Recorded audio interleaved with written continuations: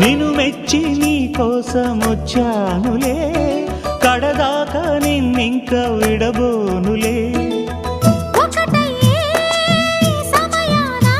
ఈ ఆనందం అనుబంధం ఏ జన్మ వరమో అల్లుకుంది